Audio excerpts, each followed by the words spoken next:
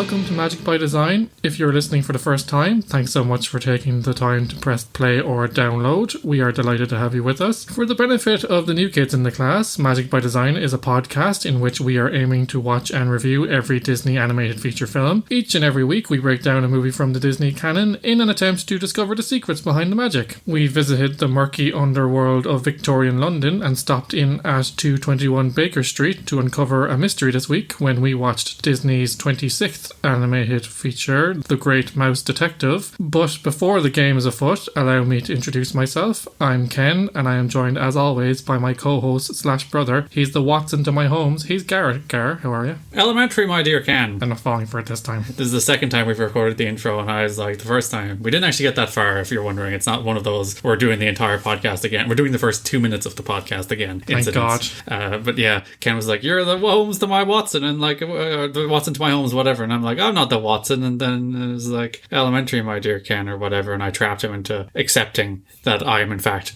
the Holmes in this relationship. And Ken is the mere, tiny, small Watson who is actually usually the hero of most of the stories. But that's neither here nor there, because most of the interpretations of Holmes, at least in the modern sense, usually put Watson as like as central a figure to Holmes. Well, in the original books, Watson recounts the stories of Holmes, so he is somewhat a central character. But like the genius of the character is meant to be like, oh, he's a master of deductive reasoning and a wonderful investigator.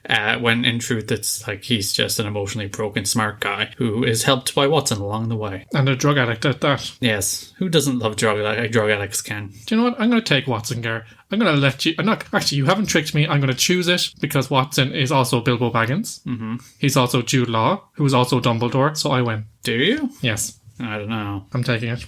The Great Mouse Detective is another one that I never got around to watching, despite hearing good things. And as I said, I love a good Sherlock Holmes story. Ken, this is the best Disney film we've watched so far that I had no expectations for going in. Heavy shock, Gar. Why did nobody tell me that this film was so good? Like, I haven't seen Fantasia, and I watched Fantasia, and I'm like, it's pretty good. And like, I had no expectations for The Rescuers. I watched The Rescuers, and it's a jolly good time. But I watched this, and this is a great film, Ken. It's not just like, oh, you know, a pleasant, enjoyable experience. This is one of the better Disney animated features so far. It's top tier along with Sleeping Beauty. It's top tier along with the just Songs of the Jungle Book, I guess. Is the Jungle Book top tier? Yeah, some of it is. It's top tier along with Bambi. It's up there. It's like if I were to make a top 5 right now, it would be in the top 5 out of the first 26. And nobody talks about this film, Ken. Why does nobody talk about this film? This is a real hidden gem in the Disney canon. You don't hear many talk about it as a top-tier Disney animated film, as you said. It's not really in the conversation because it's kind of buried in a period of mixed critical and commercial success.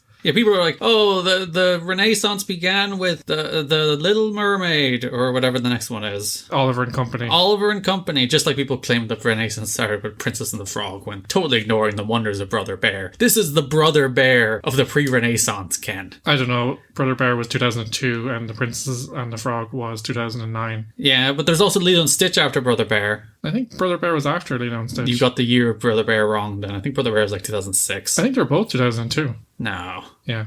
Or maybe 2004.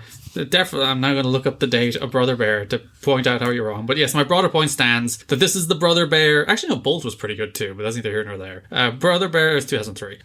But yeah, this is the Brother Bear to the Renaissance. There you go. This film rules. This film is like legitimately really, really good. Some would argue that Brother Bear is... Well, we're going to talk about Brother Bear eventually, Karen. I'm not going to get down that rabbit hole, but some would argue that it's the death throes of the initial Renaissance. Why? Because... Oh, like it's the last of the good ones before. Yeah. But then the dead years are like 3 years then. Yeah, well, 6 years maybe.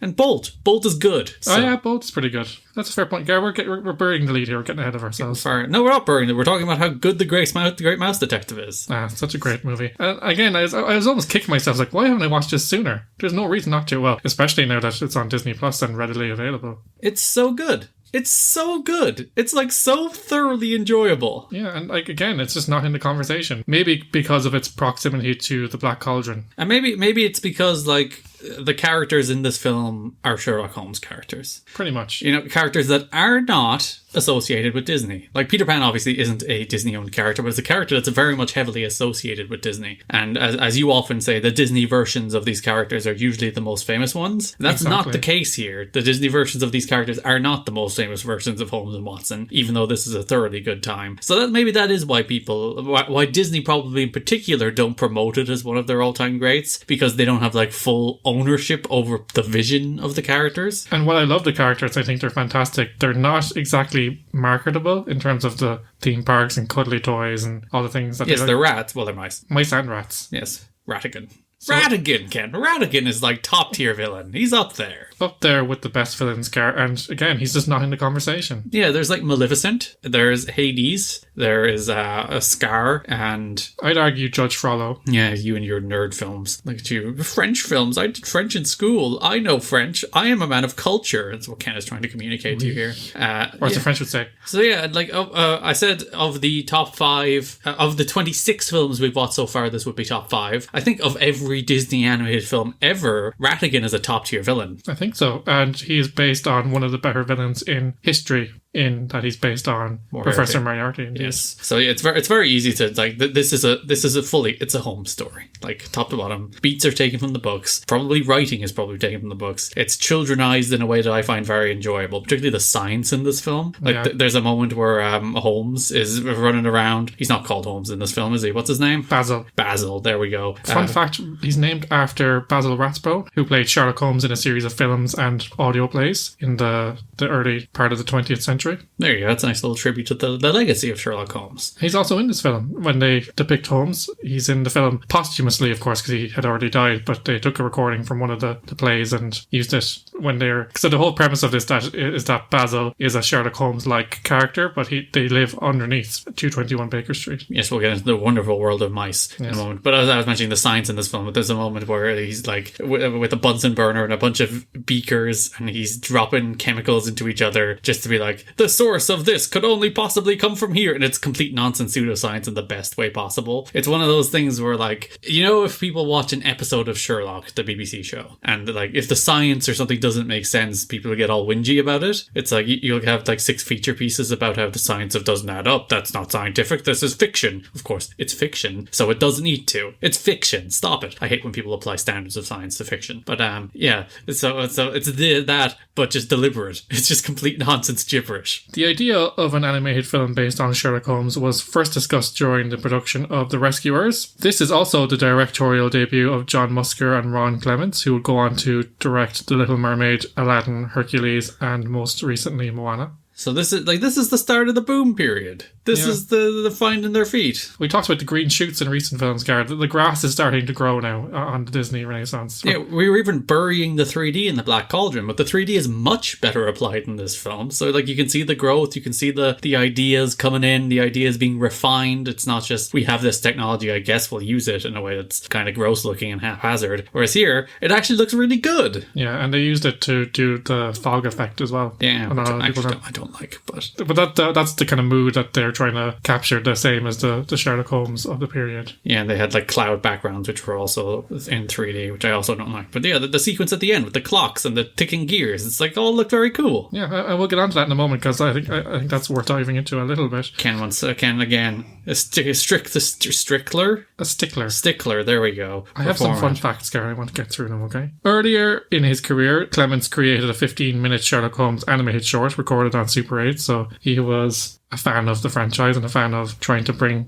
Holmes to the screen. How can you not be a fan of Holmes? A fan of trying to bring Holmes to the screen, as if like, I will finally be the one to crack it. I will make them mice. I will put them underneath the houses. He will be the... I do like that during shots in this film, you actually see the actual Sherlock Holmes in the window, like playing the violin, and they see the mouse version lives underneath his house, of course. So does that mean like everybody has like a mouse proxy who is similar to them underneath their house? Well, the Mouse Queen lives under Buckingham Palace, so yes. Yes, so like it's a pretty consistent and weird, wacky world of mice and human mice based on human. I wonder what I suppose Moriarty is what the Ratigan mouse looks like. It seems like mice in this world are the establishment or the dominant race, for want of a better term. Yes. And rats are maybe looked down on. Do you think they're like the minority of the vermin world? Well, Ratigan seems to get very wound up when he's called a rat. Yeah. He's ashamed of his heritage. Yes, he shouldn't be. He wants to be a mouse. He wants to assimilate and fit in. These mice are clearly very hateful if Ratigan feels this way. Am I going to convince myself that Ratigan is the good guy in this film? That Ratigan has been ostracized and mistreated just because of who he is? And he does everything in his power imaginable to fit in this world, and they still reject him. They still look at him and say, "You're just a rat." And these mice...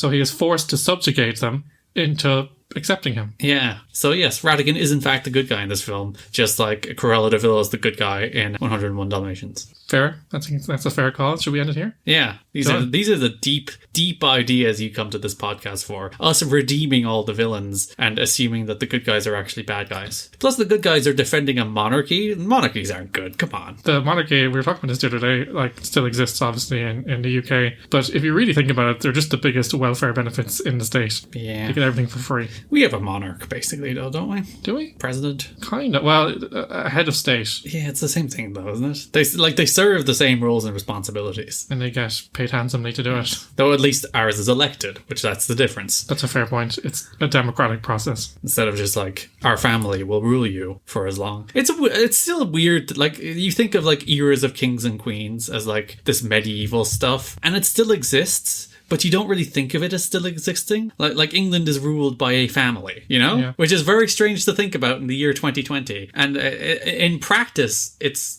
not fully ruled, but people would probably push back at me saying not ruled by a family because they probably have influence and power. But it's not full, like they don't make all the decisions. Back in the day, kings made laws, they made decrees, and basically their word was law. Whatever they decided was the law. And I think it's a hangover because I don't think people would accept if the king or queen, whoever, we're going to see, once the queen dies, we're going to see exclusively kings, at least for the rest of our lifetime. I think people don't accept that they should rule now, but they still want that element in their lives because the royal family is overwhelmingly popular in the UK. They're celebrities. Yeah, they're influencers.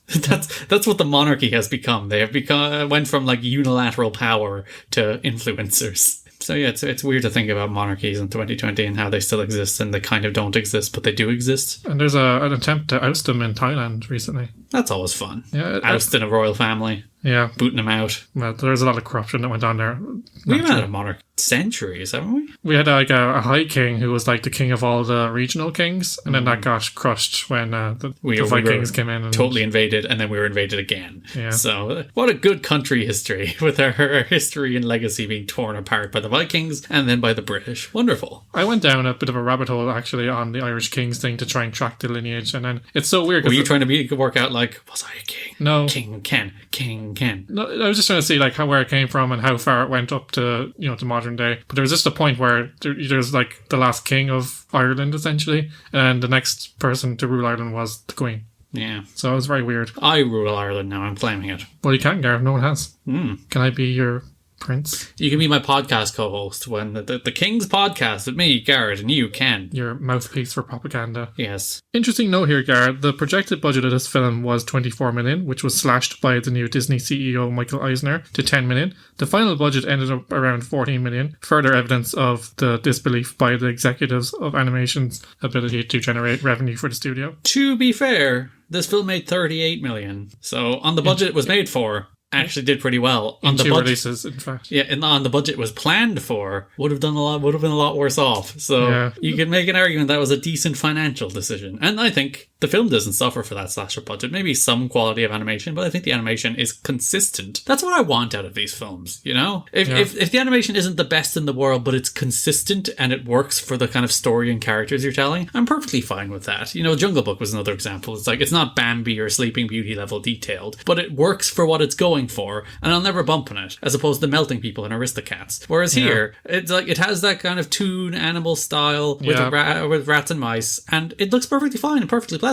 And it doesn't swing for the fences, and some of the background animations aren't like super detailed, and that's fine. That's okay. It's consistent. Yeah, it looks closer to what you might consider the TV or toon style that would become very popular in the 90s, peaking with the Goofy movie, of course. Yes. But, like, as you said, at least it's kind of consistent. And, you know, that's what you want from a Disney movie, because there's times, as you said, Aristocats being the prime example, where it just takes you out of the movie to watch it because you're trying to focus and you're trying to enjoy it, but it just looks too bad for you to even suspend your disbelief. It helps a great deal that there is no human characters in the film. Only like shadows and silhouettes of Holmes and Watson. But yeah, I think that Disney kind of know where their wheelhouse is at this stage. The animals is what brought them to the dance, and it's the thing that really works for them. And they still, as we said in recent films, as much as the Black Cauldron is fine, it's still a bit hokey in terms of the human characters. So I can see why for the next two films.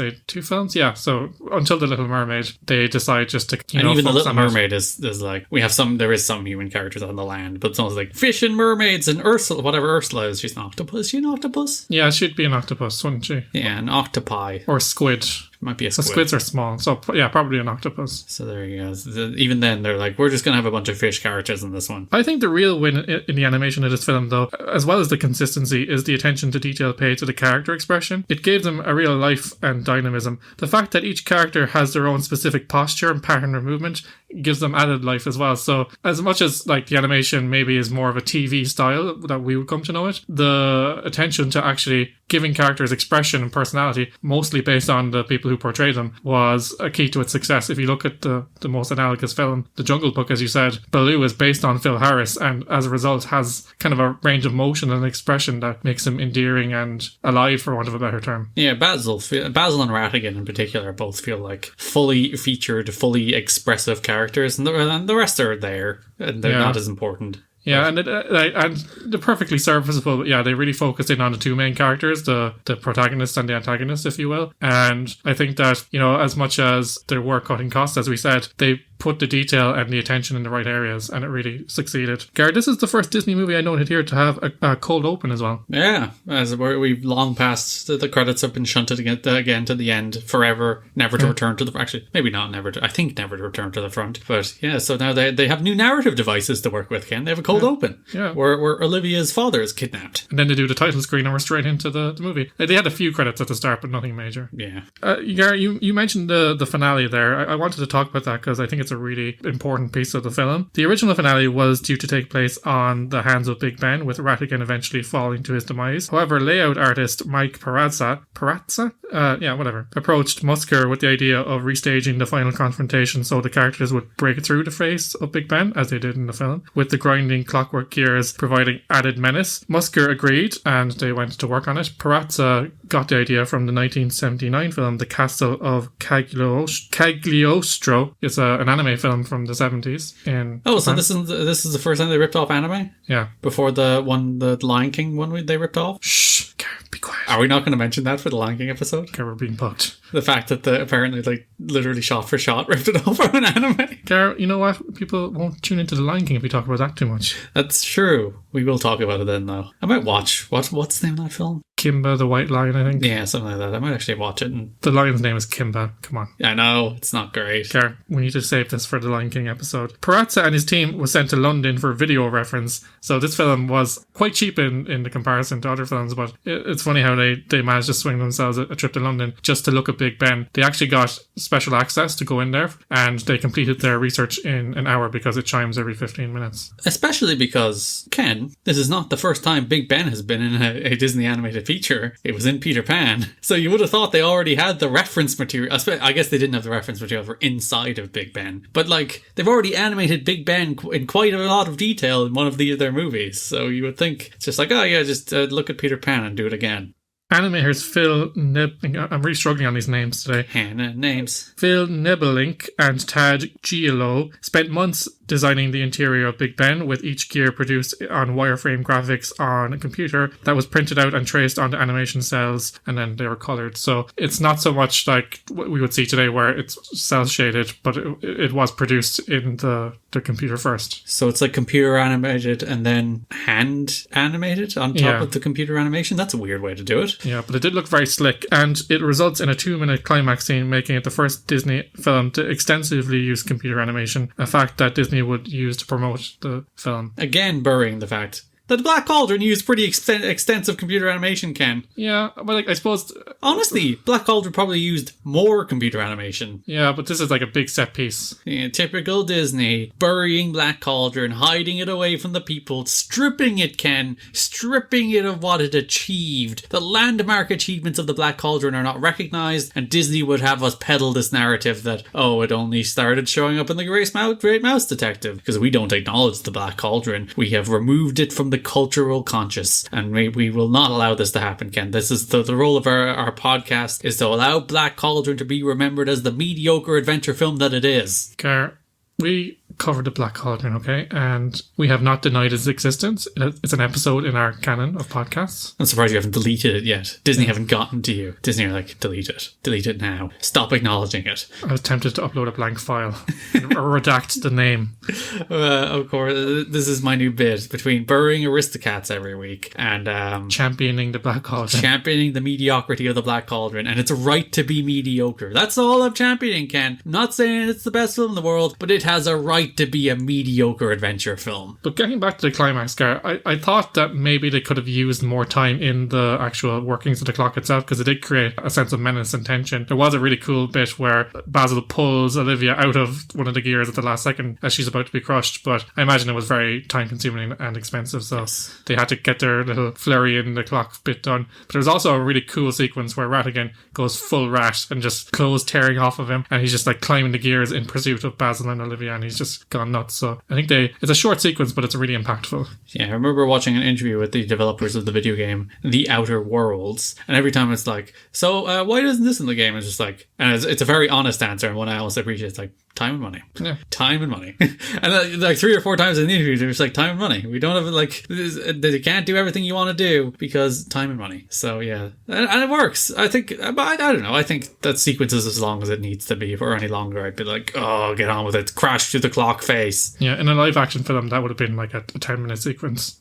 But yes, it's animation, so time and money is a big factor. The film is based on Basil of Baker Street, a series of children's novels by Eve Titus and illustrated by Paul Gadone. The project was in limbo for some time, though, due to similarities to The Rescuers. It does, like, you can see that. It's not the same film as The Rescuers, but they're both, like, fairly standard adventure films. In the mouse world. Because, like, my biggest criticism of this... Do you think The Rescuers are ancestors of Basil? Maybe they're... Is it a shared universe? Yes, this is a shared universe. They should make a Rescuers meet the Great Mouse Detective film. Ooh. I'm going to pitch that to Disney. Do a crossover. What, like time travel? You could do that. One thing that really struck me, though, is imagine being a human stumbling across this mouse world. Yeah, you just open like like they were in a bin or something at one stage. Like Rattigan's lair is in a barrel. Yes. Which I'm assuming they use. So someone looked into it, it's like, they're sentient! They're wearing clothes!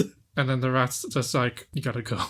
You've discovered our world. They just look up. It's like, they're not even running. They're just looking at me. There's intelligence in their eyes. The stories focus on Basil of Baker Street and his personal biographer, Dr. David Q. Dawson, which is identical to the Sherlock Holmes stories. Together they solve many crimes and cases of the mouse world. Both live in Homestead, a mouse community built under the cellar of 221B Baker Street, where Sherlock Holmes is the tenant upstairs. You want to know what my big criticism of this film is, Ken? Go ahead, Gar.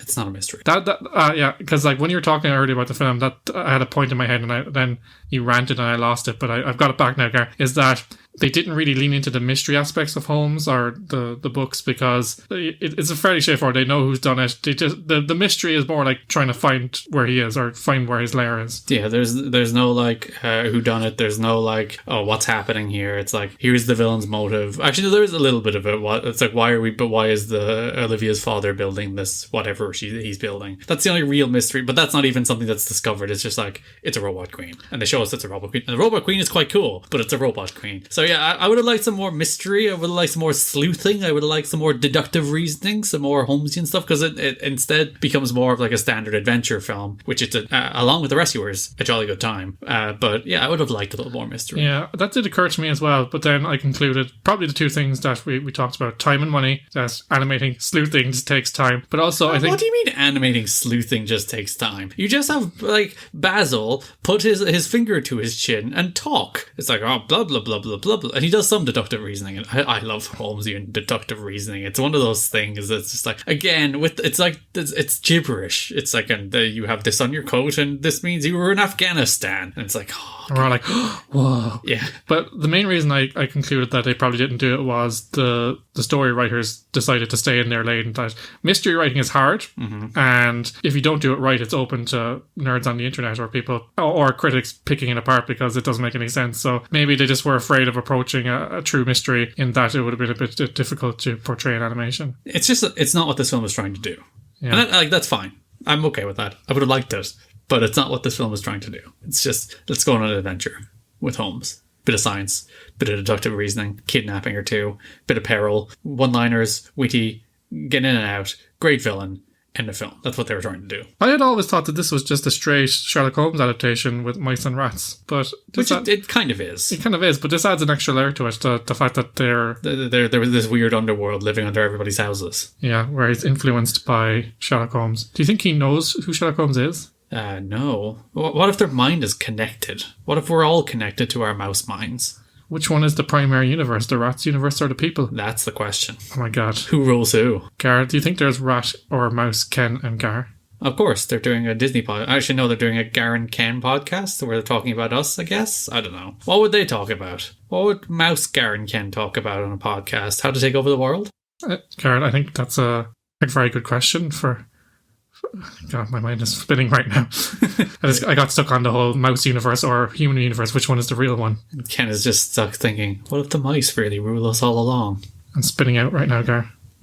Ken has finally seen the world through a different lens. A lens that does not put him at the centre of it, and he does not understand it. Gar, as we said, Basil Rathbone appears in this film posthumously in a recording. This is the second time he's in a Disney movie, Gar, because he also narrated the Wind and the Willow segment in The Tales of Ichabod and Mr. Crane, which we reviewed some time ago. And we thought it was good, so there you go. Basil Rathbone doing good work for Disney even after his death. All these British stories are basically the back Disney. It's weird how it's the backbone of Disney. I just like the British culture goes much further back than American culture. British writing goes much further back than American writing, or as they said, American writing as we know it. Modern American writing is not that or is a lot more modern than British writing, which goes back to the years of Shakespeare and all that fun stuff. So that's the reason there's more British source material to adapt from, but it's also better. So that's why they choose to adapt it. Yeah, well, Eve Titus is an American author, Gar, but she's ripping off a British classic. The framing of this film is fun rats living under houses, but the actual substance of this film is Sherlock Holmes. It's a Sherlock Holmes film. It even has a Sherlock Holmes film ending where the Reichenbach falls or whatever it is, they fall together. Yes. Would you have liked to see them kill off Basil or tease killing off Basil? They did kind of at the end.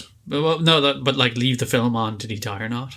No. Well, I would have liked to see that. It's a little grim for a kid's film. It's a bit grim for a kid's film, and you need your happy ending. It's Disney after all. Another fun fact, Basil was one of Sherlock Holmes' aliases. Oh, there you go. That he uses in the book, so it's all connected. The first idea for the victim of the movie was Olivia as an adult, who would be a potential love interest for Dawson, but it was suggested that the character be a little girl, so the audience could have someone to sympathise with. Would you have preferred her as an adult? Not really. She's not an important enough character in this film for me to think. She's the MacGuffin of this film, you know?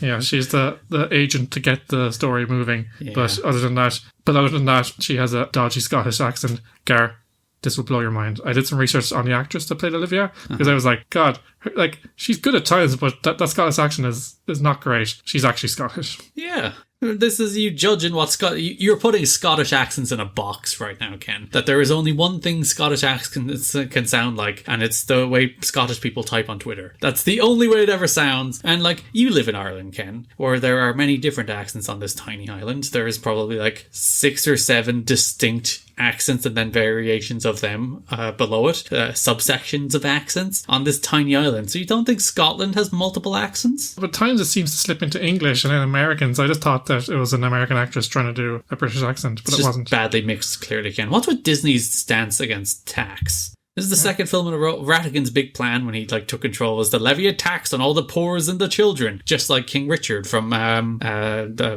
Hood. It's Richard, isn't it? Yes. Yes, King Richard from Robin Hood also levied an unfair tax against people. Disney. No, King Richard is King Richard is the true king and the good guy. Peter? David? Paul? I can't remember this.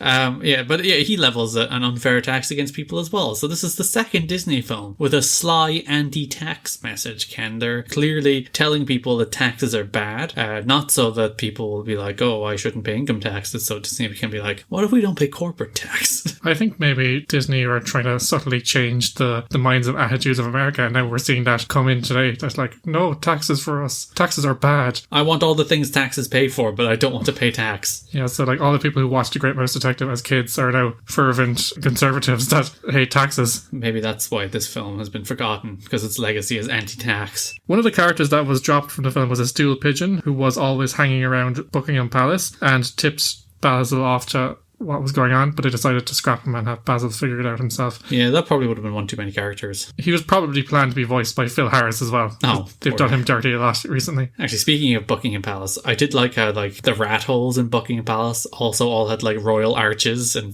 fences and gates. It's just like, they're not just rat holes, they're royal rat holes. It's an entire palace underneath a palace. It's very good. I liked how they created that world. Okay, I'm full of fun facts today. A lot of fun facts about this film. Following the box office underperformance of the 1985 Paramount Amblin film, Michael Eisner decided to rename Basil of Baker Street, which was the original name of the film, into The Great Mouse Detective, feeling that Basil was too English. The retitling of the film proved to be unpopular with filmmakers, so much so that Ed Gombert, who was one of the animators, wrote a satirical inter-office memo alleging to be by studio executive Peter Schneider, which gave the preceding Disney films generic titles such as Seven Little Men Help Girl, The Wonderful Elephant Who Could Really Fly, The Little Deer Who Grew Up, The Girl with the See-Through Shoes, Two Dogs Fall in Love, Puppies Taken Away, A Boy, a Bear and a Black Cat. I find it's interesting that the young animators are not for doing things the way they've always been, and they'll voice their dissent. The reasoning of the changing of the title, it's too British.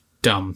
Great Mouse Detective is a better name than Basil of Baker Street. It is actually a better name. Sorry, you're wrong. You animators, you have to take the L that the Great Mouse Detective is like a snappier name than Basil of Baker Street. Yeah, it's more marketable. Let's be fair. And honestly, you listed some names there. Some of those are actually pretty good. You know, if those were actually the names of the films, I'd be like, oh, okay, you know. But the point I'm making is I think that the fact that they're willing to fight for what they believe in really drove the success of the preceding Renaissance. But they lost. Yeah, they lost. But they tried. They were mad about it, and that's what's important. This film, Gar, has a delightfully British sensibility to it, like The Wind in the Willows. If only Britain was really like that these days. I know, right? I also love how Basil keeps a portrait of his nemesis in his study. Oh yes, it's there. I wonder did he change it at the end of the film, because obviously Rattigan is dead, or is he, splatted on the side. He fell like this 300 feet, and he's a rat. So he just went splat on the side of the road, and someone's like, "Oh God!" So he went from Rattigan to Splatigan. There you go. Should have made that. Should have put that line in the film. Was there like a human walking down the road? It's like, I'm coming home from the pictures or whatever, and then this rat just falls. It's like, oh God. And the height it fell from, it would have like went blah. He would have exploded on the footpath. I know we talked about Rattigan in the beginning, but his villain being based on his insecurity and extraordinarily thin skin, like all good Disney villains really, but like, he had more layers, as we said. Like, if you really think about it, he's mostly driven by the fact that he's not accepted. And I think they don't go into it too much, and maybe I'm reading too much into it as an adult, but I think he's the good guy. Ken's coming around. That's what I'm thinking. But like, as you said, the reason that he's a very good villain, that he has layers to him, like, and that his motivations aren't overt, other than he seems a bit insane and like a megalomaniac. But I think there's layers there that they subtly add in. Also, Ken, most importantly, above all else, villain song. Yes, of course, Gar. The fact that I think this, Gar, we talked about this. I think this is the first villain to have a song. Yeah, like there's a Cruella de Vil song, but That's about her. She doesn't sing it. Yeah. So I think this is the first, like, I'm really evil. I'm a horrible, evil person. Well, he does a dance number and sings about how he's terrible and evil. I do think this is the first villain song. And directly after, Rattigan has someone whacked for calling him a rat. He's like a delicious, cartoonish, evil villain. And you don't see murder too often in a Disney film. So there's a song about how evil, so they have a song about how evil he is, and they double down on it by having him kill someone directly after the song. Yeah, I was very mad that the Horn King didn't snap anybody's neck in the Black Cauldron. And here we go. Someone just gets eaten by a cat. You don't see it. It's a silhouette again. But the fact that someone crosses him for something as simple as calling him a rat, and he just is like straight away, away. Like, You're dead. You're dead. I'm going to murder you. Cat, eat him. Yeah, he murders him in cold blood. Really good stuff. Even the fact that the kind of like PG friendly way to do that is like take him away, and you see him taken away and never seen again. Whereas no, they just show the silhouette of this character being eaten. A character is eaten to death in this Disney film, and there's no ambiguity there. He's dead. Yeah, that cat shitting him out in 2 days. Again, it's brave because I think kids can deal with that. Maybe the Black Cauldron was a step too far with the skin stripping off bones and stuff, but implied violence is okay. It gives kids a sense of the real world. I also love the classic Holmesian depiction of Basil as an impatient, self-absorbed and delightfully mad genius who doesn't care about people's names, doesn't care about other people, but then and at the end of the movie he still gets it wrong. Yeah, and then learns to love it though. He gets it wrong affectionately as opposed to uncaringly by the end. And every time he's questioned or he's given out to him for saying something mean or that he's incorrect, he's like, whatever. Yeah, I don't have time for this. He doesn't have time for other people's feelings and their corrections. It's all like, I like this film a lot. It's top to bottom. It's like, what's the step above a jolly good time? A real jolly good time? A rollicking good time? Yeah, it's a rollicking good time. It's like it's The Rescuers done better because it's funnier and it has a tighter plot and better characters. So there you go. It helps when you use some of the most timeless characters in the history of like fiction. That does make things a little easier for you. Gives you a solid base to build on. But yeah, this is like top. This is one of the best 5 Disney films. It's so good. Yeah, I have a few more notes on the story here. The fact that the bat named Fidget commits to putting on a baby outfit and hiding in the crib to lure Olivia over is amazing. He even creates the extra step of blowing bubbles to lead her over there. It's a masterstroke. I enjoy Fidget a lot because it's like just complaining minion. That kind of character archetype where he's like, oh, I'm worried I'm gonna do it. Oh god, I have a peg leg and I can't fly. But he's a good minion as well. Like he gets the job done. He kidnaps people. He's also deliciously evil. Fidget is great, and his voice is just like this weird, I'm just going to be angry at things. We also have the classic Holmes disguises. Pirate Dawson is a highlight for me. Pretty good. Yeah. The Holmes is he just changes his nose for that one, doesn't he? Yeah, no, he wears a very suspect mustache. There you go. Like, it has all the beats of a good Holmes story. Another fun fact here. Fun facts flying in today. Olivia's dad is voiced by the same person who voiced Scrooge McDuck. Oh, yeah, you can hear it. Yeah, very Scrooge McDuck. Nobody jumps into a pile of gold in this film, but... Yeah. You ever see those kind of memes that are like animations where like if you did jump into a pile of gold, you'd be horribly, horribly hurt. Yeah, it would be very painful. It would not give way. You would not just, fall through it. You would just collide against the top of it and it would hurt a lot. Yeah, it's like, because like it's the same as water, actually. If you fell into water from a height, it's like falling through a sheet of glass. Yeah, you just go thwack. Yeah, not good. The trap laid by Rattigan for Basil in his lair is so over the top that I'm very much here for it. Again, Fidget impersonates Olivia. So when they go, oh, Olivia, we're going to get you out, and he turns around and it's just Fidget. Yeah, and then when he sets him up on his giant James Bond death device, he plays an elaborate, very long song. It's like, you will hear my entire song before I kill you. Yeah, he's recorded the song. It's like, oh, basically parting in such sweet sorrow. It's like, oh, it's a shame that we have to part, but I'm going to kill you now. I wonder, like, I don't know fiction well enough to know that villain archetype and how much of it has been used. It has been used before this. The kind of villain who's like self-aware, a little camp, a little over the top, but still sinister, but just silly and meant to kind of make you laugh, but also, menacing. But yeah, that kind of campy, what Doofenshmirtz in Phineas and Ferb ends up being like a hyper parody of. Yeah. I wonder where that started. I wonder, was this one of the early incarnations of that? Are you talking pop culture, or are we going back to literature as well? Because Moriarty does have elements of that. Maybe he does. Maybe that's just where they took it from. Does Moriarty sing any songs? I don't know. Moriarty should sing some songs. Not in any adaptation I've seen or in the books, but maybe it was a missed opportunity. Have they done a Sherlock Holmes musical? Surely somebody has done a Sherlock Holmes musical. There's been plays. I've heard of plays. How has nobody done a Sherlock Holmes musical? I'm going to Google it. Sherlock. Speaking of musical, Gar, I'm going to move on quickly to the music. I really enjoyed the classical score of this film. It moves seamlessly from a feeling of light whimsy to tension-filled drama. So Nicole talks about it later, but the person who did the score created special motifs for each character, especially Rattigan and Basil, much like Peter and the Wolf that we had from Fantasia. There was, in fact, a Sherlock Holmes musical that had a limited run in 1989. There you go. I'm surprised it didn't catch on. That seems like a thing that should catch on. Let's write a Sherlock Holmes musical, Ken. Let's see. Elementary, my dear Watson, let's go solve a crime. There you go. That's a little taste for you. But I think the score, as you said, starting with Fox and the Hound, they're using the orchestra. And I think this is the best use of that to date. Yeah, it's a good score. Gar, the song Let Me Be Good to You is a fun cabaret-inspired number until you pay attention to the deeply problematic lyrics. Yeah. It's very adult for a Disney movie, and Nicole will talk about that later as well. She dived into that in a bit more detail. And she performs it in protest. The original version of the song was something in keeping with the times that the movie was set in, the music hall tradition. Again, Nicole will go into more detail on this later, but horny Disney execs vetoed it in favour of something more, quote, modern. Modern is certainly a way to put it.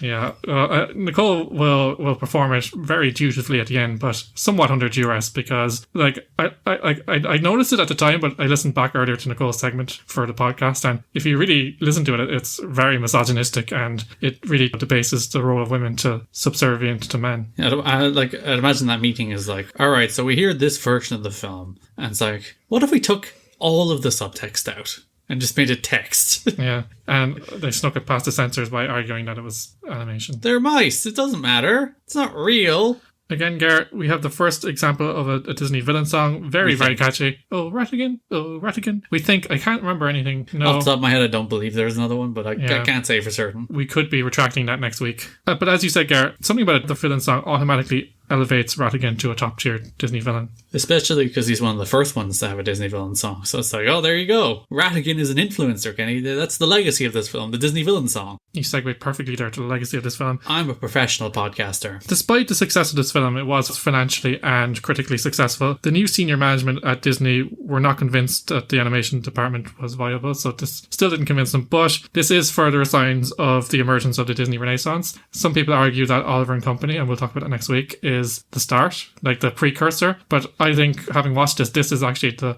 first signpost of the Renaissance period. This is also the first example of computer animation being used to construct a scene rather than being used as an element in the scene. So again, one of the further building blocks that fueled the Disney Renaissance. Some of the most iconic scenes were created in a computer that would follow, like the ballroom scene in Beauty and the Beast, the stampede in The Lion King. So, as you said, they're refining the processes, they're getting to grips with the technology, and they're going to use it to great effect in the films that come up. Yeah, they started using it well instead of just using it. Also, the reason I would say this film is the start of the Disney Renaissance is because it's the first directed by Clements and Musker, Yeah. Well, there's 4 directors, but they are co-directors, yeah. So it's like the first time that the people who would lead the Disney Renaissance took the reins and said, we're going to start putting our vision on these films. And what they produced was like a damn good film. Like, so good. This film is so much fun. For me, The Great Mouse Detective represents everything I love in a Disney movie. It has all the elements necessary to be considered a top-tier Disney film in the canon. The story has a sense of pace and momentum that starts off slow but then builds to a breakneck pace, stopping along the way for moments of comedy and warmth between the set pieces of action. This builds to a thrilling climax which leaves you satisfied but wanting more, which is, all great Disney films. They never gave us more, Ken. That's the problem. Yeah, I think one of the greatest compliments I can give this film, Gar, is that I am really bummed that they didn't make a sequel, and I would very much like to see them revisit these characters again. They have robbed us of a great mouse detective, or greater mouse detective, or great mouse detectives. They should, or Enola, the great mouse detective. They have the home stories, they have the Eve Titus stories, so there's a lot of material there that they could have mined. Even, I would have watched a TV show, they could make one for Disney Plus, I'd watch that. The film also has a lot of genuine laughs. There were moments of real comedy gold, like stuff like the witty retorts of Basil, the fact that he's so melancholy when he thinks he's been defeated by Ratigan and he just wants to die. Some really good stuff there. I found myself laughing out loud on several occasions, and that hasn't happened too often so far in the movies that we've watched. Pirate Watson again got me. Yeah, I think that's your big, because we've watched all of these films together, thankfully. Mm-hmm. And I think that's your biggest laugh in the history of these 26 films. Pirate Watson. I don't know why, it just really tickled me. But there was a lot of, not belly laughs, but there was the comedy was great. It was snappy, and the dialogue was fantastic as well. Fidget rolling over the skies as Olivia. Yeah, again, and that got me, and I wasn't expecting it. It was actually a genuine surprise. She's like, yeah. As we said earlier, Gar, every character has a distinct personality, characterization, and style. We talked about it last week. Disney had problems with giving characters personality and depth, but this is where The Great Mouse Detective succeeds in spades, especially when it comes to the characterization of the two famous foes. We also see the emergence of a great Disney villain, who is very underrated, as we said, and rarely talked about in the conversation for top Disney baddies. The charming, well-crafted score matches the pace of the film, and while there aren't too many songs, the ones that are in there are catchy, so... I always take quantity over quality with songs, or quality over quantity with songs. There you go. So we had two good songs. Well, good unless you listen to the lyrics of one of them. Give me some bangers instead of giving me like 5 mediocre songs. Like Moana does the same thing, where there's a lot of reprises of one song and then like 3 other songs. And there you go. That's all you need. Overall, I found myself really enjoying this film. I wasn't watching the time. I didn't want it to end. And as I said... Make another one, Disney. That's the takeaway. That's the main takeaway. I really want another one of these films. And I think that in a world where Sherlock Holmes is probably more popular than ever, I think you could really make a go of it and make it successful. And I was going to say there's not actually many Sherlock Holmes adaptations, but Enola Holmes came out last month. So. Yeah. And Enola Holmes is much worse than The Great Mouse Detective as variations on these characters. You're going to see this every few years. It's free. It's something you can adapt for free. But though there's actually some problems with Enola Holmes around the copyright, because apparently like the more softer version of Holmes, it still comes from books that are still in copyright. Yeah, so the later Holmes stories. Yeah, there's some dispute there that that version of Holmes is not in the public domain yet, which I think is a little silly. But and it's kind of strange. It's one of those things that like you can produce him as a drug addict, egomaniac, uncaring, horrible monster, but you can't do the soft side of him. No Grandpa Holmes. Yeah. Alright, Disney detectives. Sadly, we've nearly come to the end of the show for another week. Our resident musical sleuth Nicole is coming up in just a few moments with a song from The Great Mouse Detective. We were denied a song by The Black Cauldron last week, which is another reason it sucks. No, we were not. Oh, sorry. Gar did a wonderful song that was an Easter egg at the end of the episode. Yeah, original song. We came up with a song. We fixed the Black Cauldron. Again, Ken feeding the narratives, the anti-Black Cauldron narratives that Disney would like us to peddle, and we will not peddle. We look Disney in the eye and say, Mickey Mouse, we will not back down. We will not put this film in the vault. We will be steadfast in our determination to present Black Cauldron as a mediocre, decent, but forgettable adventure film, and we'll all have a happy time doing so. Anyway, the real singer is back this week, so be sure to stick around for that at the end of the show. Nicole is back with a bang. You can find new episodes of Magic by Design every Monday, where all magical podcasts are downloaded. Check out our website at magicbydesign.buzzsprout.com to find a full list of podcast providers. There, you'll also find all our previous episodes if you're catching up or feel like revisiting an old favourite. Magic by Design is also on all your favourite social media platforms. You can find us on Facebook at facebook.com/magicbydesignpod, on Twitter at magicdesignpod, and on Insta at magicbydesignpod. If you like what you've heard and want to support the show, please do consider giving us a review on your podcast platform of choice, share the podcast on your socials, or even recommend the show to a fellow Disney fan. You can either be a Rattigan or a Basil. The choice is up to you. Both of those things are good. Yeah, actually, Rattigan is a suave crime lord, which to be honest is pretty appealing in 2020. And as we came through on this podcast, he's the good guy. The point is 5-star reviews, preferably with comments, please. How else will we solve the mystery of how the podcast is not number 1 in the charts? It's the biggest tragedy in the history of mankind. The biggest crime that's ever been committed. Yes, the real Sherlock Holmes will have to solve it. We will be back next week at the same time, same place, with Disney's 27th animated feature, Oliver and Company. But until then, stay safe and remember, there is always a chance as long as one can think. That's actually quite poignant for the times we find ourselves in. I don't want to think. I just want to live a brainless life where I don't feel anything. Now then, Nicole is here to sing us out with the controversial Let Me Be Good to You from The Great Mouse Detective, and her musical investigative skills have also uncovered some fun facts about the music of the film. Thanks for listening, and over to you, Nicole. Hello, my Disney fans. It's me, your musical correspondent Nicole, coming to you live from my bedroom. This week, we're taking a look at The Great Mouse Detective. Interestingly, there was no soundtrack released alongside the movie. It wasn't released until 6 years after the film in 1992, when the movie was reissued under the new title, Vare Saraband. This was the only completely original soundtrack to date. Henry Mancini was the composer behind the score for The Great Mouse Detective. This was his debut score for an animated film, aside from composing the opening of The Pink Panther. Mancini is known for composing the music for Breakfast at Tiffany's, specifically Moon River, as well as a whole host of other movies. And He also covered the love theme from the 1968 Romeo and Juliet movie by Nino Rota, which was a huge hit in the US during the summer of 1969. For The Great Mouse Detective, Mancini cleverly made use of different instrument timbres to represent the characters. For instance, Basil's music is heroic and uses strong instruments like the French horn, while Ratigan's music is dark and dominated by muddy-sounding instruments like the bassoon. The song we're looking at this week is Let Me Be Good to You. Originally, Mancini composed a song called Are You the One That Loves Me, which served as a parody for British music hall. For those of you that don't know what music hall is, it was a type of Victorian entertainment that had different acts that did song and dance, comedy and variety acts, all performed in saloons or public houses. It was the British equivalent of vaudeville in the States. Anyways, the new management didn't like Mancini's song and wanted something more contemporary and marketable. They considered getting Michael Jackson or Madonna involved, but eventually they settled on Melissa Manchester, who voiced the part of Kitty Mouse and wrote the song Let Me Be Good to You. Melissa Manchester, originally from the Bronx, New York, became popular for her soft rock music in the 70s. Her song Midnight Blue is probably her most well-known piece and was ranked number 1 in the Billboard Easy Listening chart in 1975. Let me just say, the lyrics in Let Me Be Good to You are shocking, and I cannot fathom how this ended up in a family film. Apparently, it was nearly cut for being too risque, but animators appealed to censors on the grounds that it was cabaret and the lyrics were harmless, and the character singing it was a mouse. A provocative mouse who's basically throwing herself at men mice, but just a mouse. Anyways, here's my rendition of this very questionable song. It's okay if you don't enjoy it. Dearest friends, dear gentlemen, listen to my song. Life down here's been hard for you. Life has made you strong.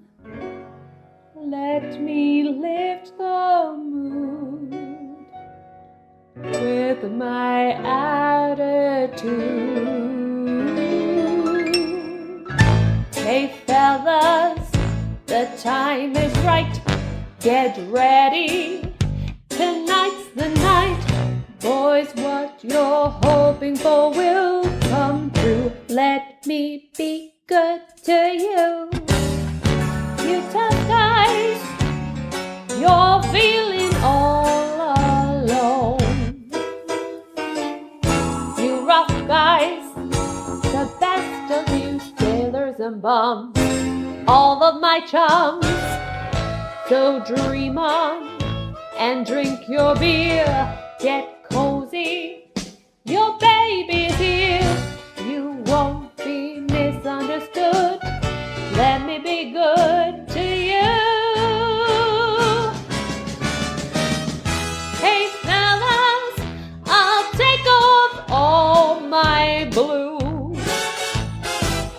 Hey fellas, there's nothing that I won't do just for you.